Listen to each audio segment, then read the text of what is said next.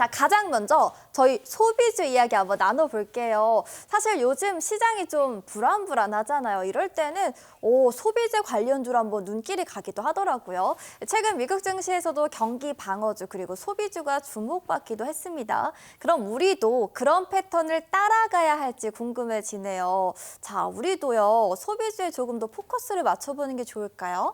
네, 일단 소비주가 오늘 이제 반도체가 좀 가면 소비주가 좀 밀리고 있는데 사실 이럴 때 보자라는 얘기 좀 드리고 싶습니다. 올라올 때 고점에서 추격하려고 하지 마시고 좀 밀려 내려올 때 이럴 때 좀 포커스가 반도체로 맞춰져 있을 때 그럴 때 보면 좀 마음 편한 종목이다라고 좀 얘기 드리고요. 이건 또 안전한 종목입니다. 왜냐하면 소비재는 대부분 실적이 동반돼 있기 때문에 우리 시청자 여러분들이 상당히 투자하기에는 좀 편한 종목들이다. 이렇게 좀 보시면 좋을 것 같고요. 보통 소비재 주가는 잘 안 오릅니다.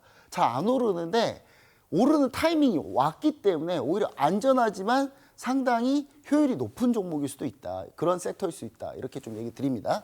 자, 연말 소비 시즌 소비자들의 지갑을 열게 할 기업은 이거 여러분 이렇게 생각하시면 돼요. 지금 내가 돈을 어디다 쓰고 있는지 생각해 보시면 주식 투자 정말 편합니다. 자, 지금 돈을 어디다 쓰고 있을까요를 좀 볼게요. 자, 보시면은 자, AI 거품론 부각 이후 시장 자금이 빅테크에서 소비주로 일부 이동하고 있습니다. 자, 요거는 그래프 어떤 거냐면요. 나스닥입니다. 나스닥 같은 경우는요. 빅테크들 AI 쪽이라고 좀 보시면 좋을 것 같고 지금 밑에 이렇게 점점점 표시된 거 러셀 2000입니다. 러셀 2000 같은 경우는 미국의 중소형 소비주들이 많이 들어가 있고요. S&P 500 그다음에 다우지수 특히 큰 소비재 기업들이 들어가 있다고 보시면 좋을 것 같은데 지금 보시면 나스닥 같은 경우는 고점을 아직 돌파하지 못하고 왔다 갔다 하고 있어요. 근데 밑에 이제 빨간색 레드라인을 보면은 이게 러셀 2000인데 러셀 2000은 지금 신고가입니다. 그러니까 소비 쪽이 좋다는 거죠.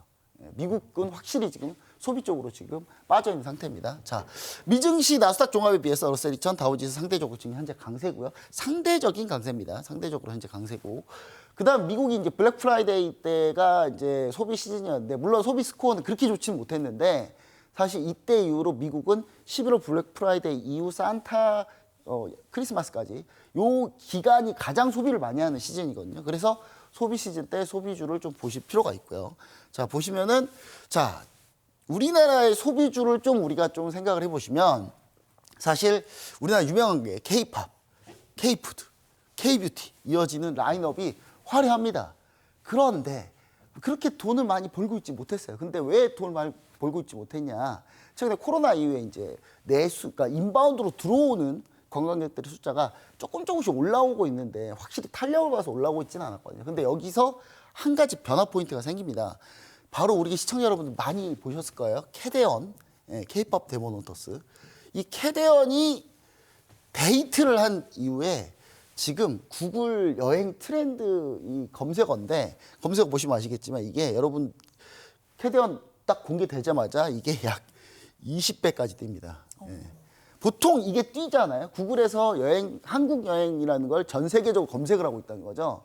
보통 이거 검색하면 3, 4개월 뒤에 실제로 사람들이 몰려오기 시작합니다.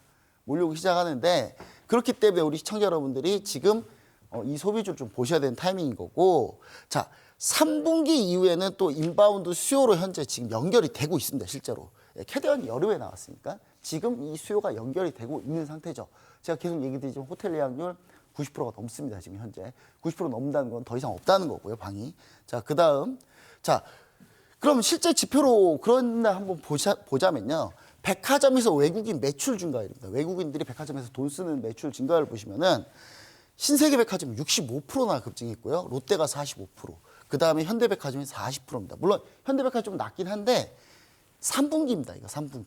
2분기, 1분기는요. 현대백화점이 엄청나게 올랐습니다.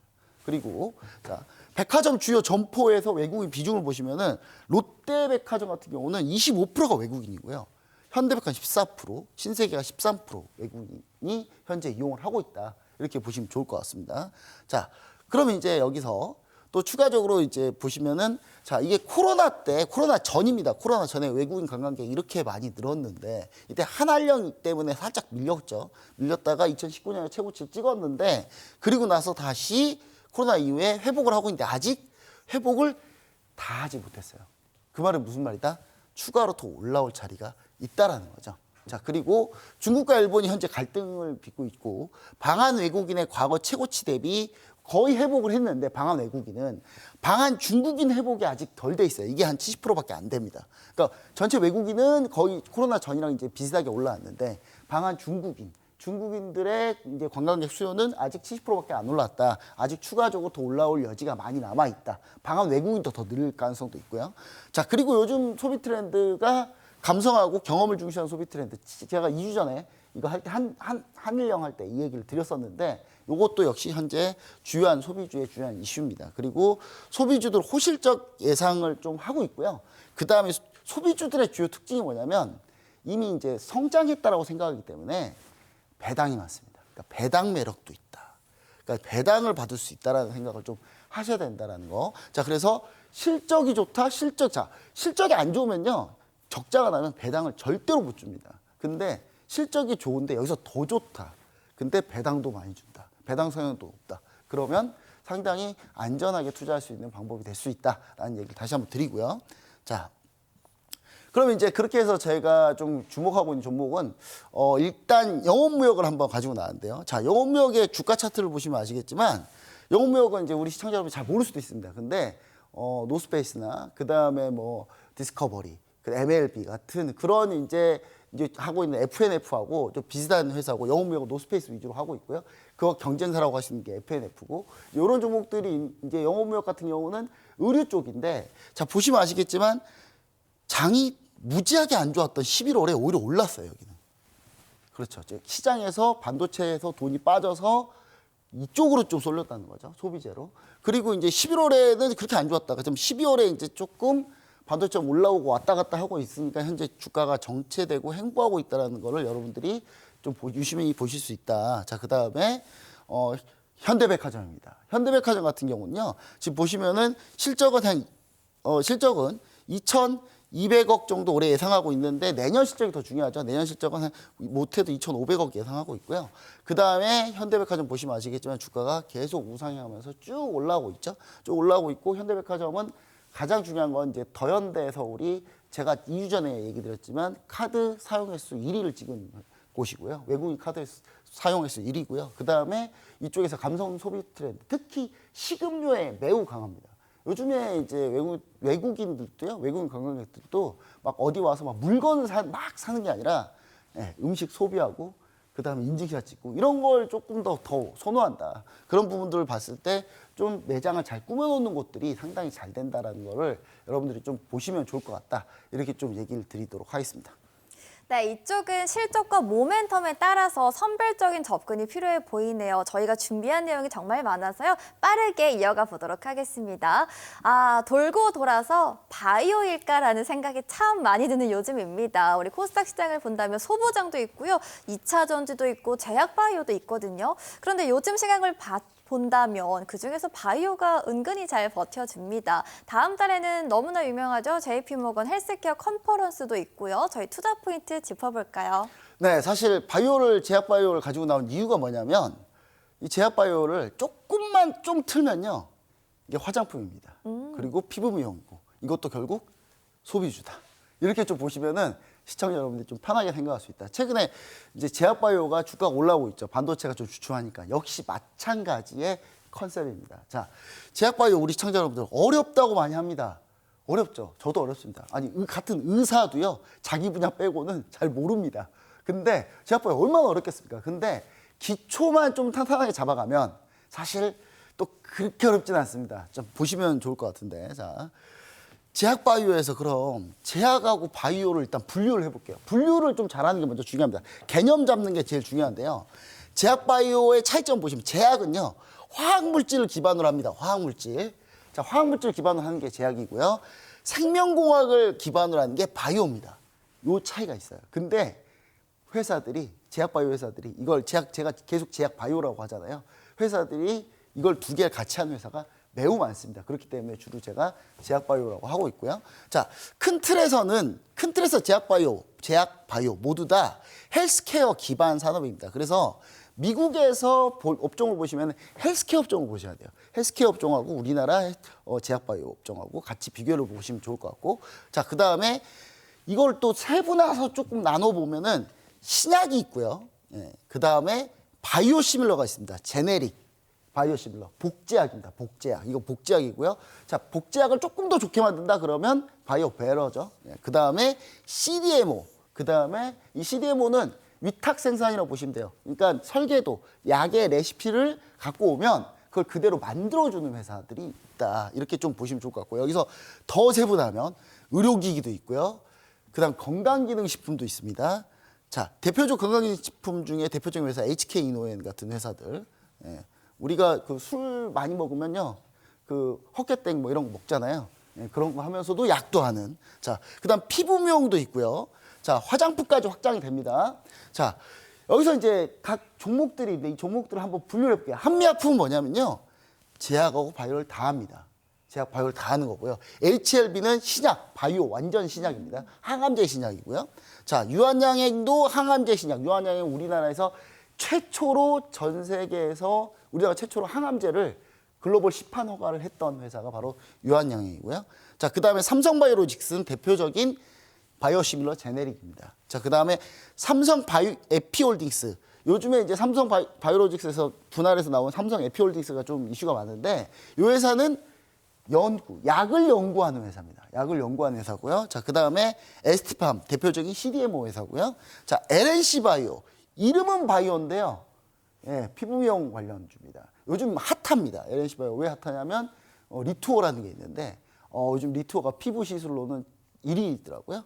예, 저도 예약을 할까 생각 중인데 상당히 비싸더라고요. 그리고 이 LNC 바이오 이름은 바이오지만 사실 요거는 피부 미용 관련주. 자, 그다음 대웅제약. 대웅제약 같은 경우도 약도 하지만 우리가 대웅제약 하면 딱 생각나는 게 있어요.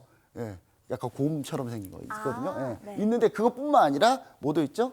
필러, 그 다음에 보톡스, 그 다음에 심지어 여기는 비만 당뇨 치료제 패치도 지금 현재 연구 중에 있습니다. 자, 이런 식으로 이제 다 확장되고 막 섞여 있는데 그럼 이제 약이 있으면 약을 어떻게 해야 되느냐? 보통 제가 이제 임상 실험을 우리 시청자 여러분 아셔야 되는데 보통 임상 1상에서요. 임상 3상까지 가려면 보통 15년 걸립니다. 예. 처음에 10,000개의 약이 나오면 나중에 1개가 딱 시판허가 납니다. 그 정도 어렵죠. 어렵고. 자, 보통 우리는 시작을 할 때 신약 후보물질 개발이라고 합니다. 이거 신약 개발이라고 기사 뜨는 것들 나오잖아요. 그 신약 개발 아니에요. 신약 후보물질 개발인 거예요. 기사를 자세히 보셔야 돼요. 그 개발해도 향후 15년 걸린다라고 생각하셔야 되고요. 그럼 전임상, 동물임상이죠. 그다음 임상 1상, 2상, 3상을 하고요. 그다음에 시판허가가 됩니다. 보통 마의 임상 2상이라고 하는데 여기가 성공 확률이 되게 낮아요. 임상 2상이 제일 낮고 그다음 항암제가 25% 정도 되고요. 임상 3상은 74% 성공률을 가지고 있고 항암제는 더 낮습니다. 신약 시판허가는 여기까지만 가면 82%는 보통 통과하더라. 자, 그다음 미 FDA 신약허가가 제일 중요한 이유는 미 FDA의 신약허가가 중요합니다. 왜냐? 바로 전인종을 커버하기 때문에 인종 전체 이게 인종마다 약 효과가 좀 다른데 흑인, 백인, 황인에 따라 다릅니다. 그렇기 때문에 인종을 커버한다는 거 그 부분을 제일 중요하기 때문에 미 FDA 시판허가가 제일 중요하다. 이렇게 좀 보시면 좋을 것 같고요.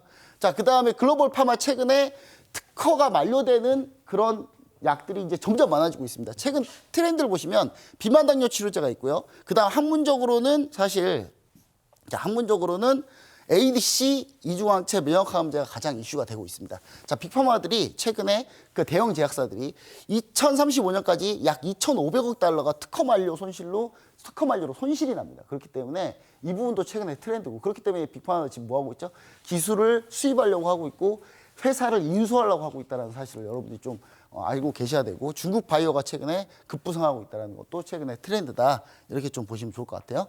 자, 그래서 이제 제가 오늘 이제 여러분들한테 얘기 드리고 싶은 거는 올릭스라는 종목 한번 얘기 드리고 싶습니다. 올릭스도 지금 현재 신고가를 날리고 있고요. RNA 치료제 관련주고요. 이거는 이제 비만 당뇨 치료제도 하고 있고 다양한 거 하고 있는데 올릭스 같은 게 최근에 이 비만 당뇨 치료제 이슈로 좀 많이 올라온 그런 상태고 최근에 제약바이오가 얼마나 강한지 알 수 있다. 자, 그 다음에 APL 바이오입니다. 에이프릴 바이오입니다. 에이프릴 바이오 같은 경우는 사실 에보뮌에 이미 ADC 관련한 아까 그 트렌드 있는 ADC 이중항체 관련된 약을 이미 기술 수출했고요. 이 에보뮌은 미국의 나스닥 상장이 돼 있고요. 이 나스닥 상장돼 있는 이 에보뮌을 빅파마가 인수하려고 하고 있기 때문에 그래서 현재 최근에 주가가 상당히 좀 견조하게 가고 있다. 이렇게 좀 보시면 좋을 것 같습니다.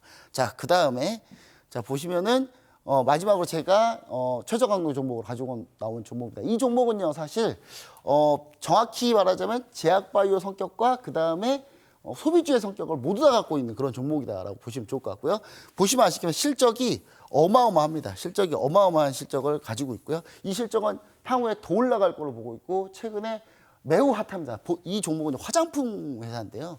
이 화장품 회사의 이 종목 사실 글로벌 1위라고 보시면 좋을 것 같고요. 최근에 블랙 프라이데이 때 무슨 일이 있었냐면 이 블랙 프라이데이 때 지금 미국의 아마존에서 매출 1, 2, 3, 4위 다 순위가 나왔는데 매출 10위 안에 화장품 10위 안에 이 회사 제품이 4개입니다. 1, 2, 3위를 쓸었고요. 그 다음에 10위 내로는 4개, 50위 내로는 7개가 들어가 있어요. 그 정도로 최근에 매우 핫하다. 그리고 중국 소비주랑도 연결이 돼 있기 때문에 이 종목 좀 유심히 좀 보시면 좋을 것 같고 이 종목을 여러분들께 최저 강도 종목으로 얘기 드릴 테니까 자세한 내용은 같이 함께 하셔가지고 알아가시면 좋을 것 같습니다.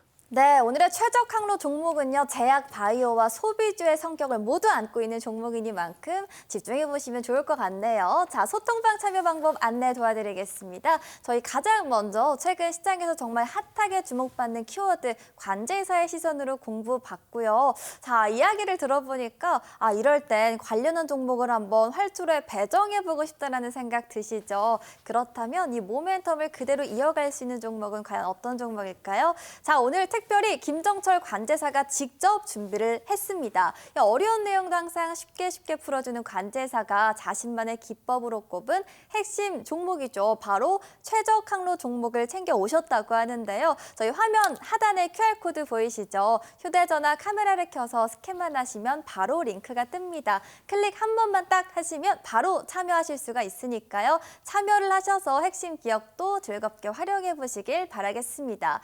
자, 그렇다면 QR코드로 입장 가능한 소통방 참여하시면 뭘 얻어가실 수 있냐도 궁금하실 텐데요. 가장 먼저 최적 항로 종목처럼 기분 좋게 저희가 핵심 종목 챙겨드리고요. 수익 배행에 필요한 비법과 전략까지 모두 공개해드리니까요. 수익 배행도 기분 좋게 즐겨보시길 바라겠습니다.